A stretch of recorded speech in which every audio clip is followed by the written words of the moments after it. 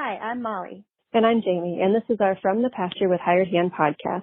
As the owners of Hired Hand website software, we've been developing websites and creating internet marketing strategies for livestock breeders for the past 10 years. The majority of our customers are involved in the breeding of registered animals, such as Texas longhorns, Highland cattle, horses, and white-tailed deer, where the pedigrees are very important. The From the Pasture with Hired Hand podcast examines many of the differences in raising pedigreed livestock for maximum profit. Join us and learn what we're covering today. Today I'm here with Ben Stone of Double S Ranch in Kempner, Texas. Did I say that right? Kempner, Texas. Well, thanks for joining me today. Absolutely. I appreciate you having us. Of course. Why don't you go ahead and just tell me a little bit about how you got started in Longhorns? You know, I've heard these podcasts before, and they always start out like this. In my case, it's a little bit different. I'm fifth generation in beef cattle. And, honestly, by the time I was ready to kind of embark on my own, I was just flat burned out with beef cattle.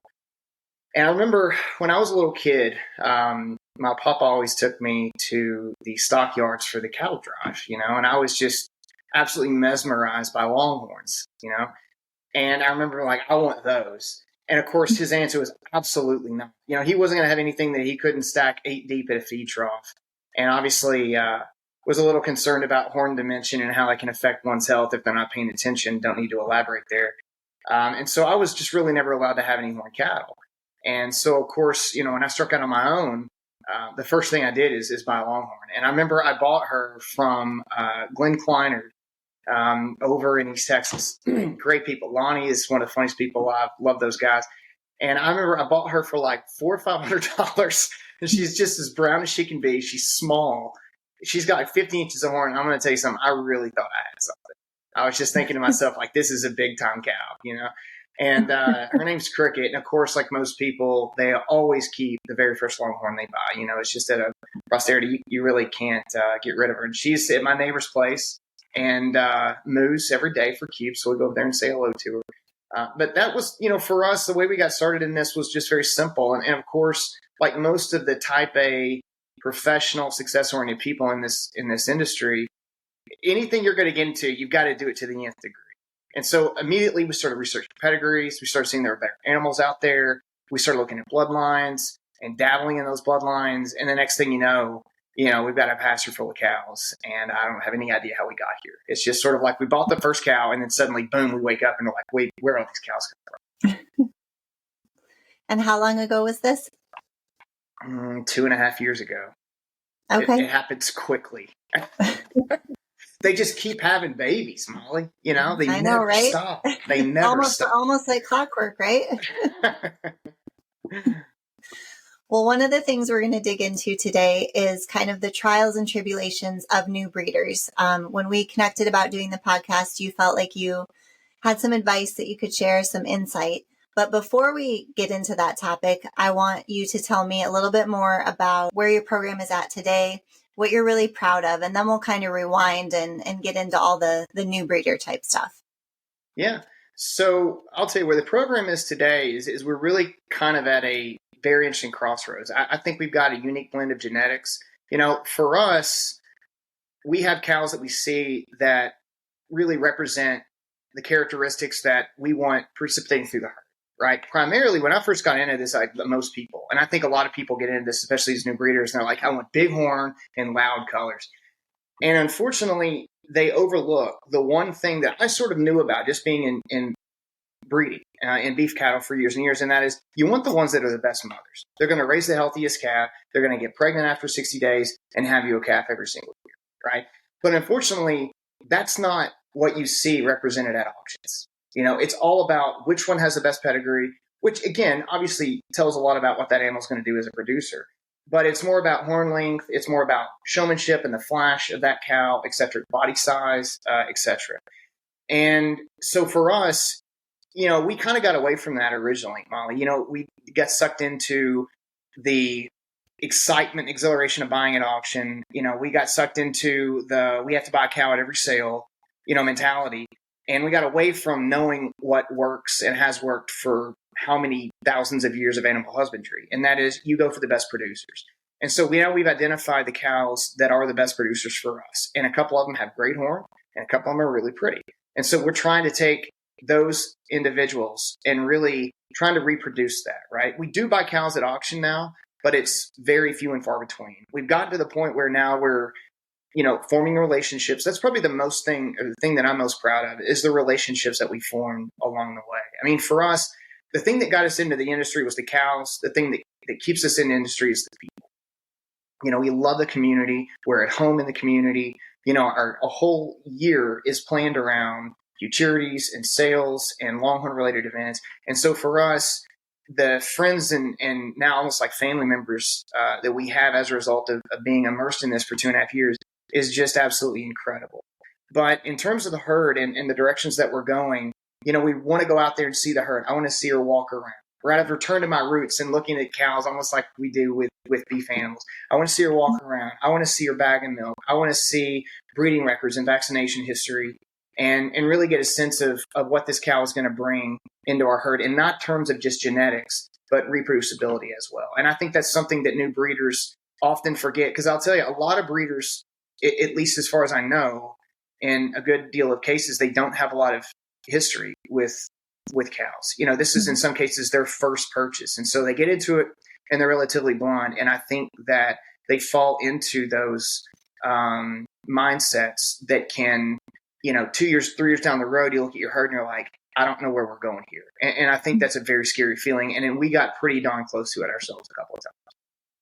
So let's talk about that a little bit more. So what advice would you have to new breeders to kind of not hit those pitfalls early on, in their journey? It's super simple. And we fell into this, again, in and out of it a couple of times. And that is, you don't have to buy a cow at every auction. Don't go to an auction looking for a cow to buy, right? And that's difficult because when you get there, it's like you see the cows in the sale catalog and you don't like the pedigree, or she has never had a calf, and you get to the sale and you're like, oh my gosh, we got to have this cow, and I'm more guilty of this than my wife is. I give her a hard time, but at the end of the day, it's me driving this, just in total transparency. And then the second thing is find cows that you like, and I know that I remember Ann Gravitt told me that, Jimmy Jones told me that, Dale Metz told me that, Nancy Dunn told me, all these breeders have had great success in the longhorn industry. Buy cows that you like. Well, that's great advice, but I think new breeders are bewildered by that statement because they don't know necessarily what it means. I mean, because if you ask me, what cows do you like? I like them all. I think they're beautiful. I think every single one of them has unique characteristics that can add to, something to your herd. And you may have to look for it in some cases. And for some, it's not so obvious. And for some, it is. But what I mean by that is find that cow that you like. For me, it's Alfie's Jamaicanism, right? I think that is the most perfect cow. And I think she's so big and so deep and so long. It's like a beef cow with gigantic horns and beautiful color and great disposition. Mm-hmm. That for me was like, when I saw that cow, I was like, I want that. I want every single one of my cows to look like that. And when you see the breeders that have been doing this 30 and 40 years, Jimmy Jones is one of them. And I was fortunate enough to be able to nominate him for a TLBA Hall of Fame just recently, in which he was inducted. And really what did it for me is going down and seeing his herd. They all look like that. And the reason they look like that is because he saw a cow in his mind that he was trying to build. And he worked backwards from that, And I think a lot of new breeders, and I'm telling you, we did this, right? We were very close to doing this. As a matter of fact, Dale Metz is the one that kind of said, hey man, slow down. Think about what you're doing here, because you're about to spend a lot of money on this. And you need to be sure that it's what you want. And not in terms of being a part of this membership and longhorn breeding, but just like the animals that you're purchasing, because they don't look that similar. And so you need to be aware of this. So I started thinking and sort of slow rolling this and walking backwards and thinking, okay, what it is do we want? What kind of horn shape are we after? What kind of colors do we want in these cattle?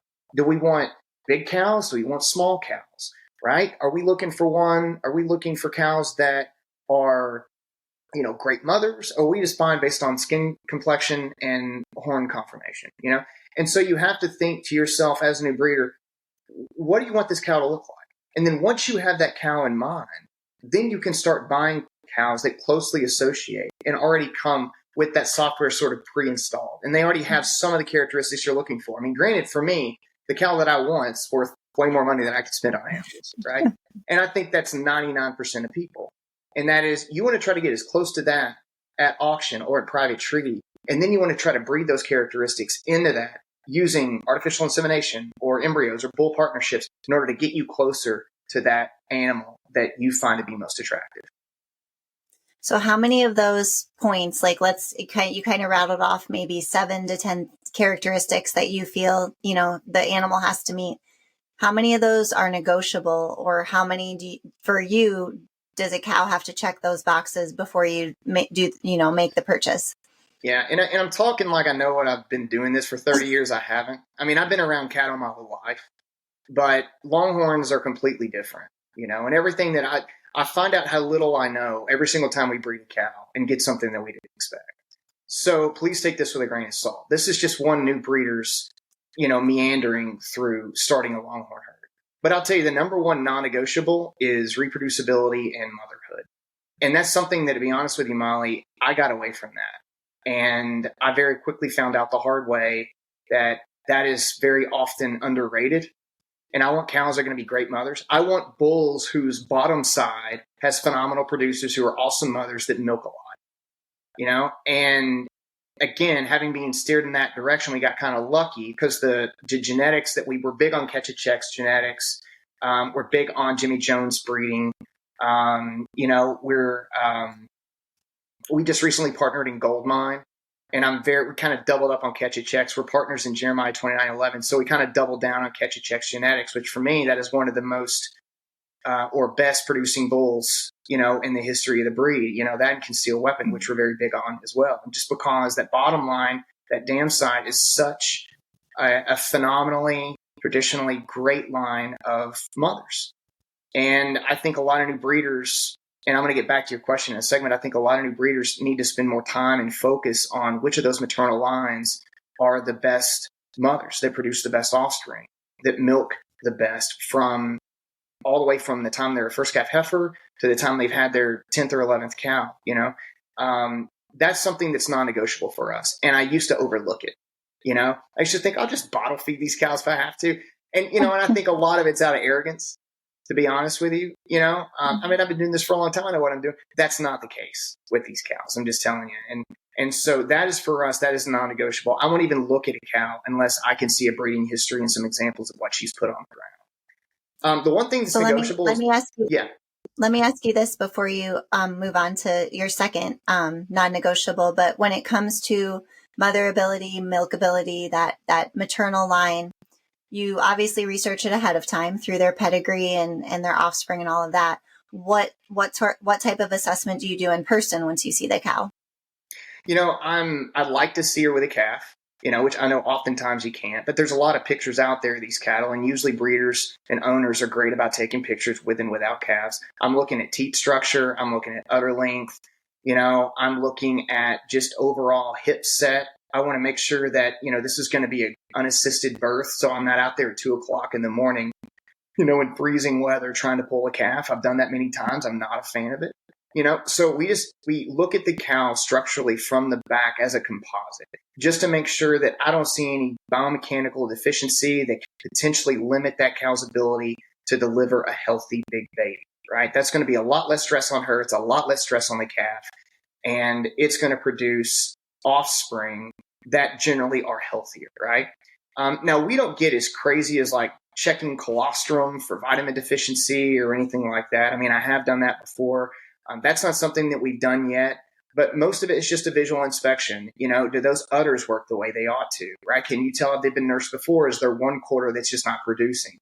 And so if I look at that udder and I see anything wrong with it, I'm not saying I won't buy that cow, because one of our best cows has the most jacked up bag you've ever seen, and she milks like crazy, Now, would I choose to buy her again? I don't know. And that could be a big mistake, right? So it doesn't always work out like that. But as a rule of thumb, that's really what we're looking for. Perfect. All right, let's go on to your second non-negotiable. Well, the second thing I was going to mention is a negotiable, and that's horn tip. And this is something I learned from Nancy Dunn. She was like, Ben, we can breed horn tip into these animals. She's had, I can't remember exactly the name of this cow, but I want to say it was Dunlucky Penny that sold at auction at Legacy last year. or the year before, I can't remember, for $100,000+. Her dam is like 75 inches, And so for me, I'm not necessarily concerned about tip to tip as long as those horns have the right shape. And like most people, not necessarily most people, but like a lot of people, we like a really tight symmetrical twist, right?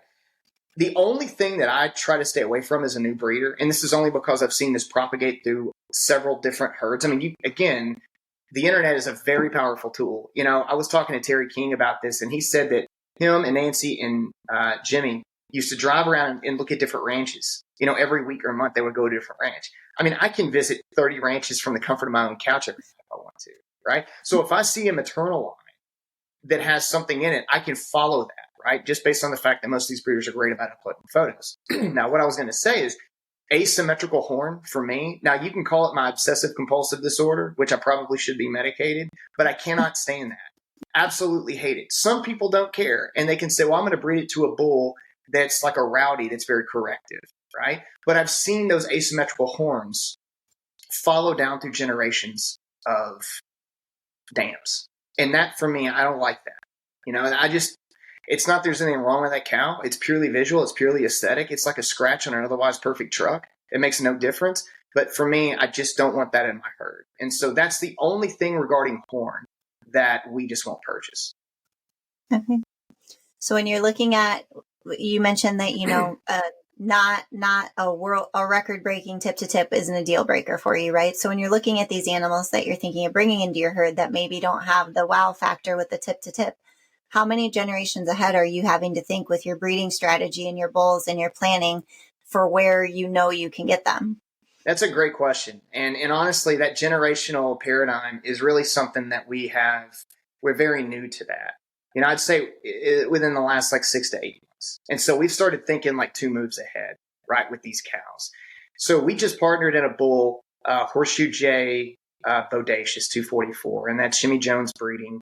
Comes out of Horseshoe J Latitude, which is a 91-inch beautiful cow. I mean, she has the Jamaicisms, Alfie's Jamaicism body. She's got great tip to tip, very lateral horn set and perfectly symmetrical. On the top side, you've got Power Wagon, which is showing some remarkable pedigrees now, right? Some remarkable offspring.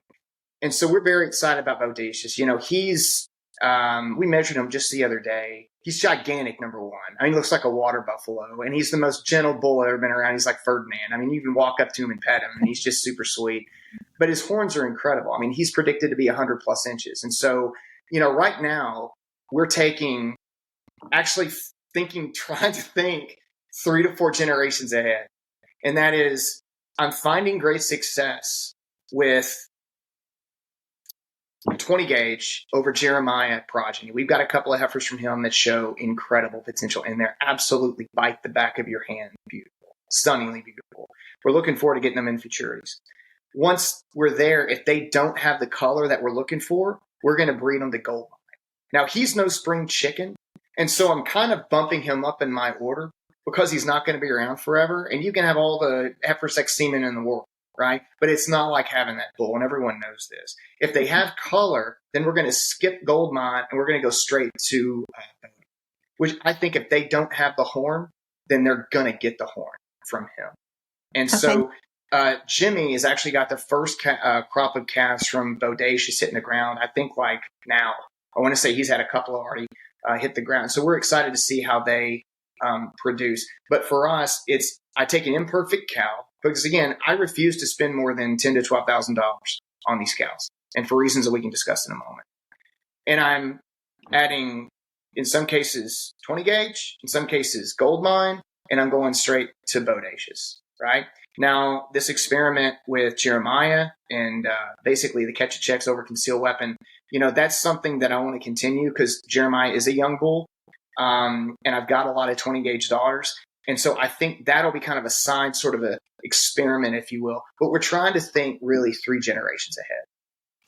So do you, because I feel like you have a great vision. You obviously, are very informed on what you're looking for. Do you feel like that you should even still consider yourself a new breeder, or do you feel like your beef background really kind of gave you a jump start that most take a few years to figure out? That's a great question. The only thing the beef industry taught me how to do is feed animals. People that come out here and look at our cows are like, man, these cows are thick. and they're not over conditioned, but they're fleshy. They're fleshy. And one of the reasons they're fleshy is because I've seen now longhorns obviously are a lot different in terms of just general stature. They're hippie, they're not quite as fleshy. You can see their ribs. It doesn't mean you see their flanks, it doesn't mean they're underfed. That's just the way they are. But I've found my vet bills are a lot lower, and we keep our cows up, especially through the winter, right? We don't have to worry about intestinal parasites as much. We don't have to worry about infectious diseases. They put out more milk. They raise better cows. They just genuinely do better. Once you do the manual labor of getting them up to where they ought to be. Now, again, I'm not a fan of cattle that are over conditioned. You may have heard me in futurities before when we see some that have come across the judging stage, and I'm thinking, my goodness, like that cow is never going to have calf, right? Especially when you start to get those fatty deposits in the reproductive tract. That can definitely slow them down in terms of their reproducibility. So that is not what I'm talking about. But that's the one thing that my beef background taught me how to do, is to medically take care of these cows, to feed them to where they're going to produce with minimal interference from me. And so what would you say? Well, do I consider myself a new breeder? Yeah, quite a bit. There's a lot in this industry that I don't know. And I'll tell you, just the history of where it's come from is an advantage that a lot of these 2 and 3 and 4 decade breeders have over me. I don't have perspective, and they do, and that's a very important thing. That's a very good point. Well, let's touch on the subject you mentioned previously about what you're willing to spend on animals and why, and where that kind of fits into your plan. So it all comes down to money, right? Here's the deal, and I hope I don't break any eggs with this one, but for me, I always think about risk reward in any investment, whether it's professional or relationship or whatever. It's what do you stand to get versus what actually you put into it. And so for me, I remember when I was a kid, I had a show bull, and I was trailering him around, and probably could have been paying closer attention. But to be fair with you, I had a car pull up in front of me and basically cut out and die in the middle of the road. And I ran off the road to try to avoid it because I could tell there was multiple occupants inside that car, and flipped the truck and trailer and killed the bull. I was unharmed. The truck and trailer were completely totaled. Bull didn't make it. And I thought to myself, that has changed me permanently. I don't like trailer and cattle just for that reason. But I thought to myself, doing this longhorn breeding experiment, that could have been a $100,000 cow. You get those cows home and they step on a rattlesnake. You get them home and they get an eye infection. You get them home and they get struck by lightning under a tree. And so for me, when I think I can't afford to take $100,000 and light it on fire, right? I mean, some people can, I can't. It would hurt. It would set me back a decade or more in your savings, And so we don't have the capacity, like most people don't have the capacity to do that. And furthermore, this for me is recreation. I did this as therapy from PTSD, and I enjoy the heck out of this. And I don't want to make it stressful. I don't want to make it such that I've got so much on the line and now I have to make it successful, because that drains all the fun out of it. And I've found as well, if you pay attention at auction or at private treaty, the relationships you make in the industry, you can find cows all day in that $5,000 to $9,000 cost bracket that are phenomenal cows. They're a little bit older, which who cares? And that was something that Nancy Dunn impressed upon me. I mean, some of the first cows we bought were like 7, 8, 9, 10 years old. And they're our best cows on the property. I mean, I just had a gold mine heifer out of Rio Czech Beauty. She's a 2011. Best mother ever. She runs around the pasture like a heifer with her tail out. As long as they have good mineral, we worm them. We do multi-min twice a year. I mean, we really take care of these cows, right? So if you're willing to invest in these older animals, longhorns can breed all the way up into their, I was talking to Ann Gravitt. She's got a cow that's 20 years old that's putting calves on her. So if you take care of these cows and invest in their health, they're going to produce for you. And they come at a much lower cost than, say, an amazing heifer that shows, again, it's a risk. I won't even get into that. Something we really don't do is buy heifers. But, you don't know what's going to happen with that cow, and they always go at a premium, $20,000, $30,000, $40,000, $50,000. The oldest cow we have on the pasture, 2 years ago gave us our best animal, which was double S20 blue bonnets. It's a 20 gauge daughter. Her dam is out of Tejas Star. Phenomenal cow. She was the one with the terrible back.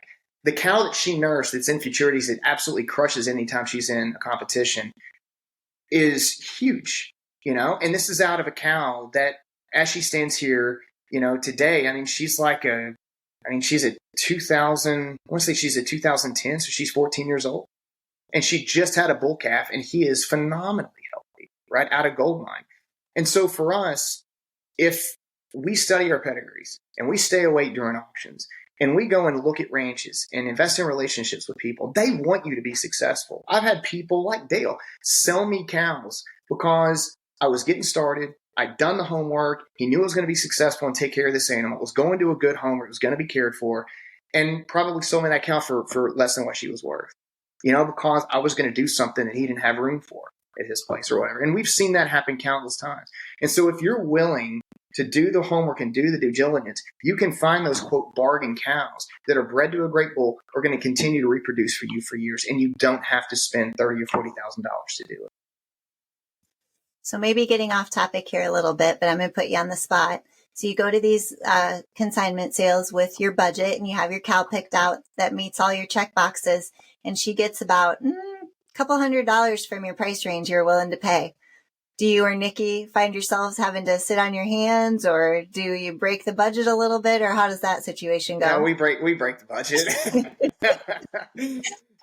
That's only happened a couple times, and luckily it was on a cow that was like $4,000.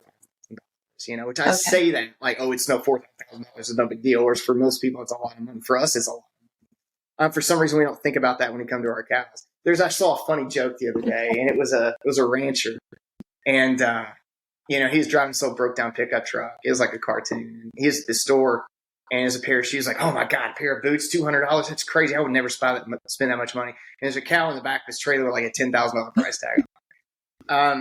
But in those circumstances, it's funny. Nikki and I will look at each other and like, hey, if you want this cow, I'll get it. Like trying to put the ball in her court. She's like, I don't want to tell you what. So it's like back and forth. But we normally, if we see her, and we want her, we'll at least bump it up a little bit. But we certainly will not put ourselves in a position. And the few times where we've been outbid, actually, I got outbid at Horn Showcase. There was a cow that I wanted, and I think Randy Murray took her home. Beautiful cow by the Stadge Mullers. And she just went above the budget, and I had to watch her go. And I told Nikki, I said, man, I really wanted that cow, but I'm actually kind of relieved because I'd gone over my budget a couple $1,000, but I really wanted her. And the following week, we ended up buying a beautiful 50-50 daughter from the Hudsons through Mike Wellinger.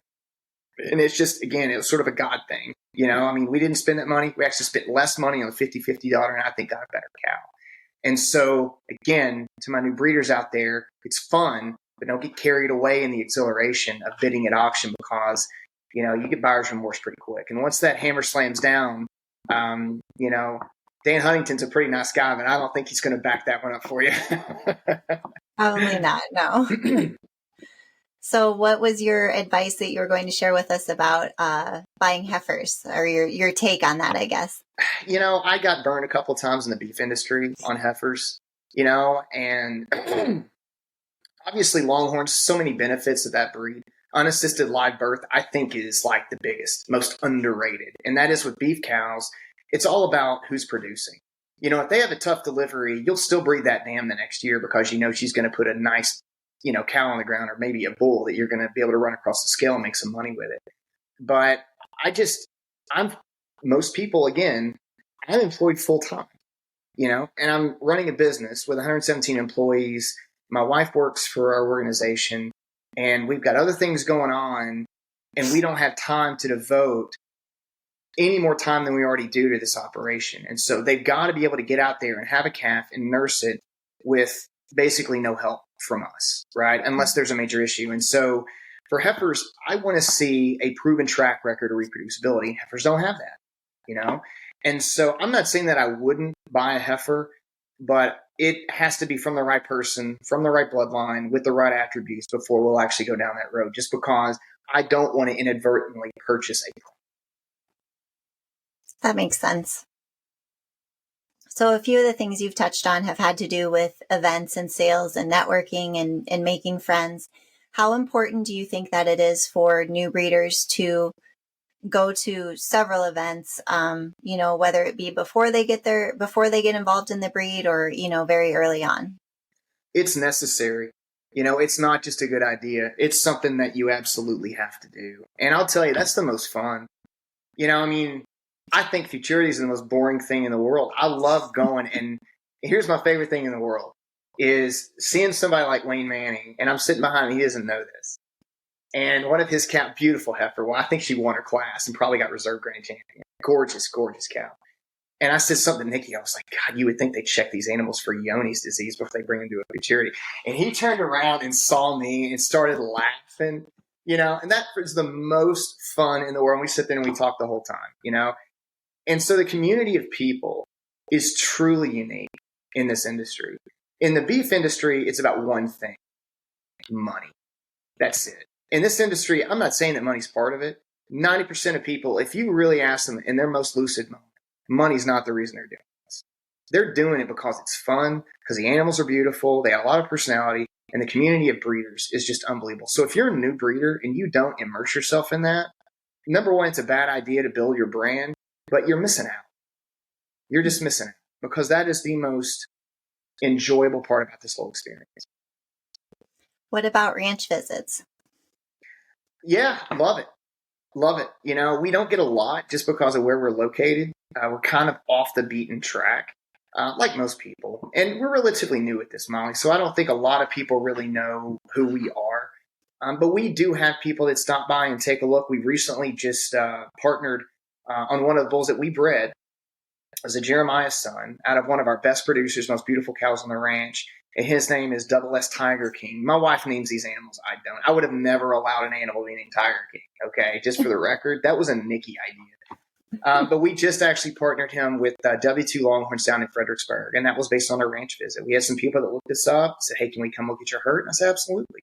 And the next thing you know, we're talking every day, talking about cows. He's got some Longhorns, bought 2 or 3 from us, and then partnered in Tiger King. And that's just been, his name is Jimmy Walsdorf. He's phenomenal. I mean, him and his wife are just some of the nicest people you'll ever meet in your life. And so again, our circle is expanding, right? Just based on the interactions that we have for people that stumble through our cattle gate. Do you and Nikki also still go on a lot of ranch visits, just trying to kind of continue that education of what you're looking for? We do when we have time. We do when we have time. Unfortunately, being employed full-time, running an organization, it's tough. It really is. The majority of our exposure that we get to other people's animals are through futurities, right? We're big into futurities. And it's funny because I didn't know anything about futurities. I know nothing about them. I didn't even know how to spell futurity. I mean, we did futurities with the horses when I was a kid, but never with livestock, cattle, So the very first futurity we did was Winchester. And I want to say it was in 2021. If Nikki was here, she could tell me. Like most wives, she remembers dates really well. We got dead last because we got there and people are leading these cows around by lead ropes, and I'm thinking these damn things are halter broke. We've got like the Tasmanian devil in the back of this trailer.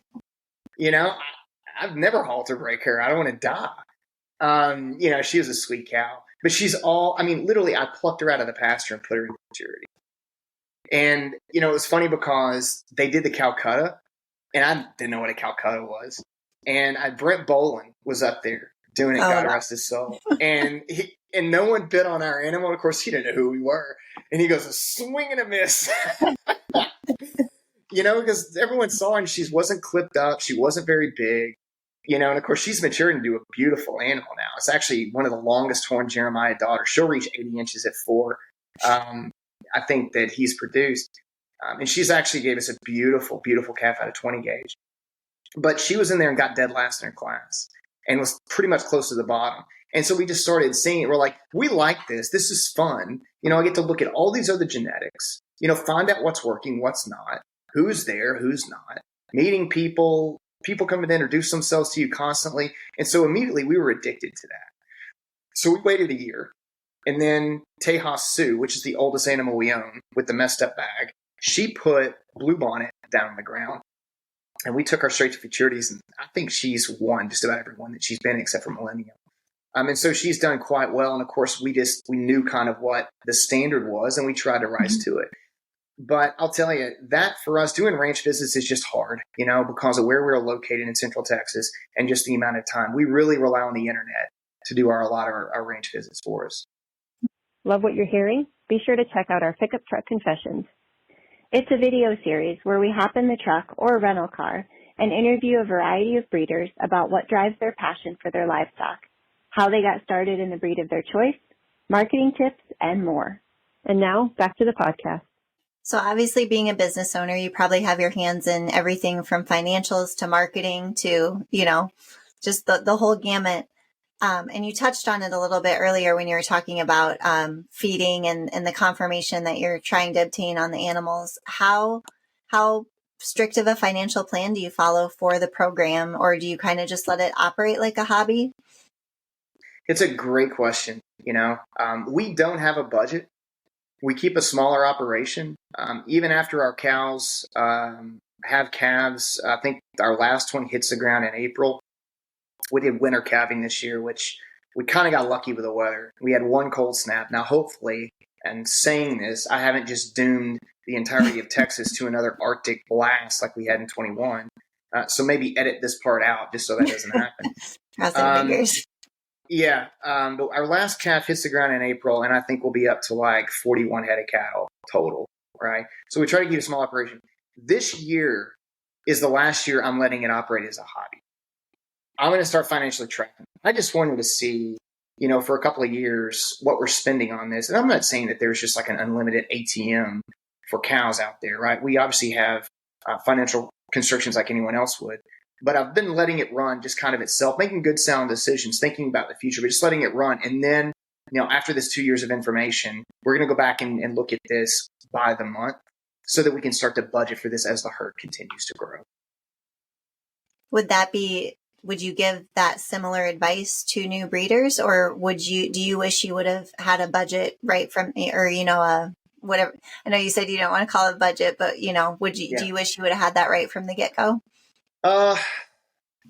It probably wouldn't have changed things much, to be honest with you. Like most people, I buy the maximum number of cows that we can pasture here without doing damage to the grass, which is tough in Central Texas, especially west of the 98th, west of 35, because it's just like completely different climate over here.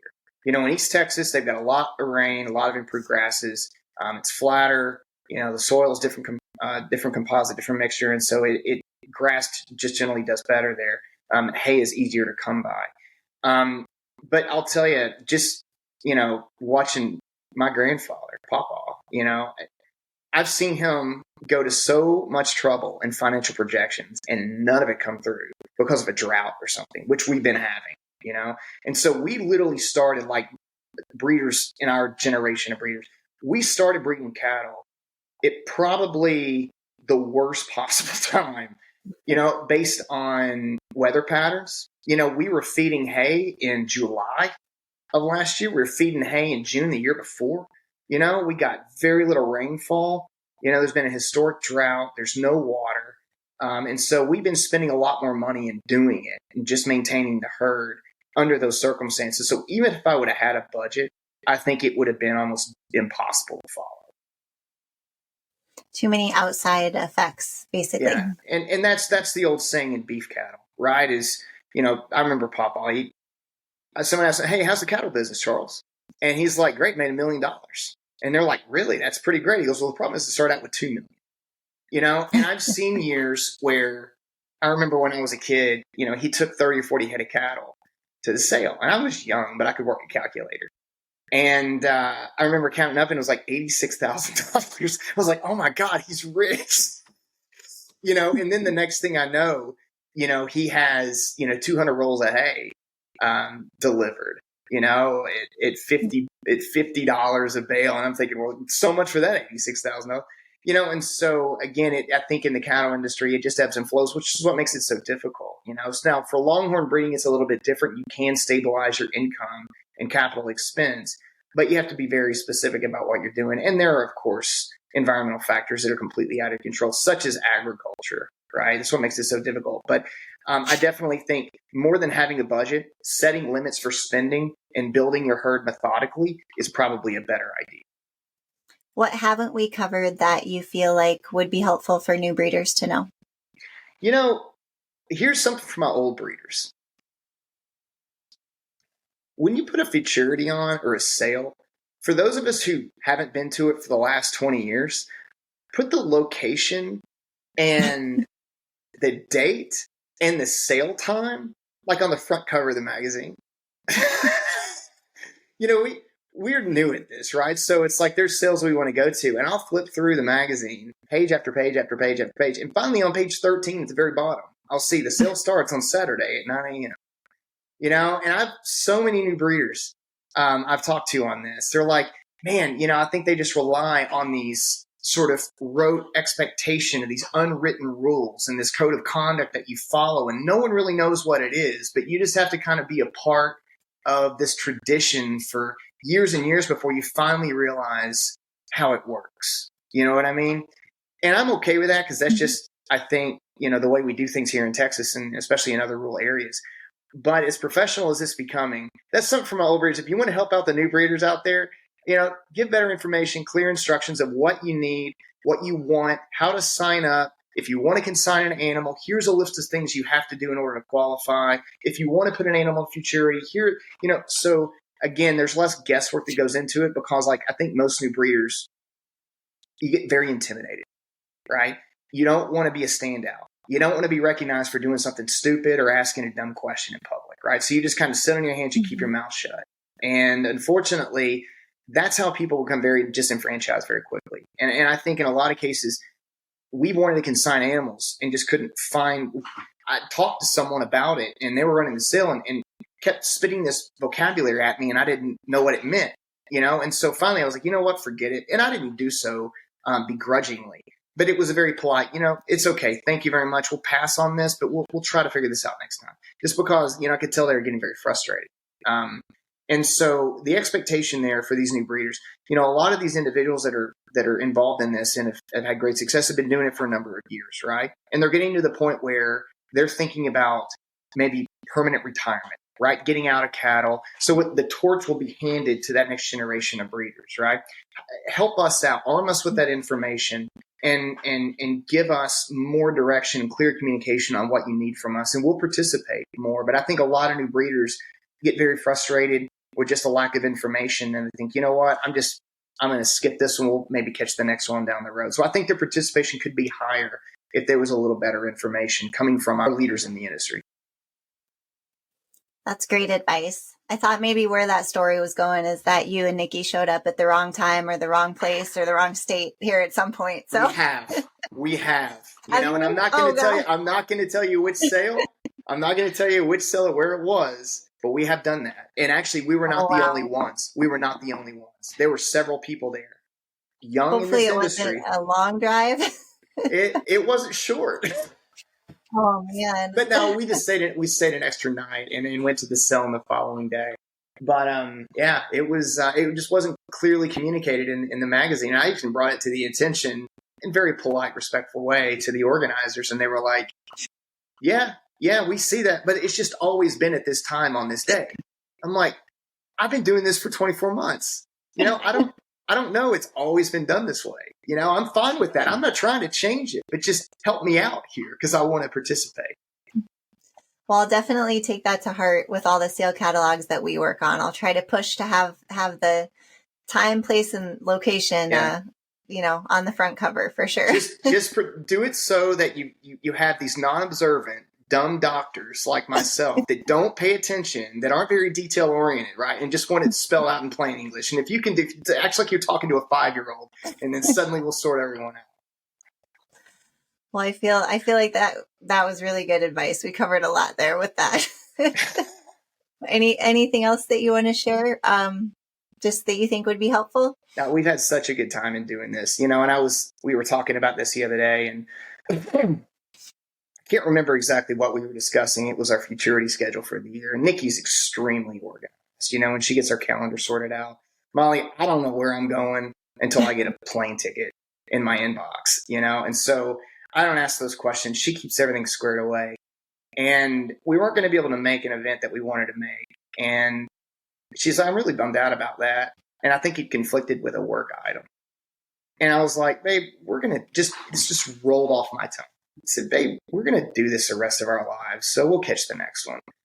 And when I said that, it was sort of this great sense of peace overtook me. And I thought, my gosh, like, I want to do this forever. I don't ever see myself leaving this industry. I don't ever see myself not being a part of this community. We have truly found a home here.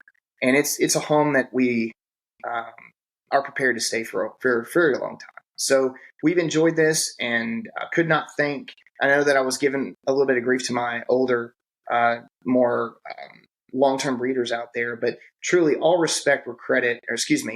credit where credit is due. And in all due respect, you guys have made it amazingly accommodating, very enjoyable, and have been so welcoming to us and other new breeders that we just can't thank you enough. So one last question before we go here. You've mentioned where you started considering yourself a new breeder, and then you've mentioned the folks who have been in it for 20, 30 years who have their systems down. How many stages do you think are in between those two that you have yet to experience? That's a great question. I can't answer that. We're still in the having only bulls and no heifers stage. And so I haven't necessarily learned how to get to the, so it increases your satisfaction. But I'm not sure, there's some awards that we obviously want to earn. There's some benchmarks in terms of the quality of animals, and I think the price they go for at auction. I found it's interesting, and that is, all right, Neil Merriman, Neil and Standard, probably the two of the most enjoyable people I've ever met in my life. And they had a Horseshoe JNS that they sold at Legacy, I think for $115,000. It's interesting, when you talk to those people, they couldn't care less about the money. And I'm not saying that anyone wouldn't take a $115,000 check if you gave it to them. But for them, it's more of just a recognition. And, hey, we bred a cow that was worthy of that kind of value. That's the real honor in the whole transaction. It's not depositing a check in your bank. Sure, that's fun and it's great. But it was just the recognition and understanding and the realization that we bred an incredible animal. What we're doing is working. And so that's the next step that we want to get to, is putting these animals up for consignment or private treat that carry a premium.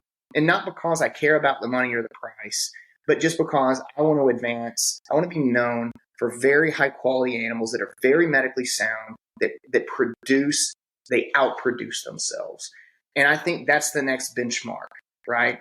And what goes on beyond that, I don't know. Maybe you stay in that cycle forever, You ask Jimmy Jones, what's your ideal cow? Have you ever gotten there? He's still looking for it. Of course, anyone who's ever seen his herd will tell you that they're the most remarkable herd of longhorns probably on the planet. But for him, it's always in search of what's next. And so I think that's what makes this so appealing and so addictive, is that you never quite get what you want, but you produce some amazing animals and make some amazing friends along the way.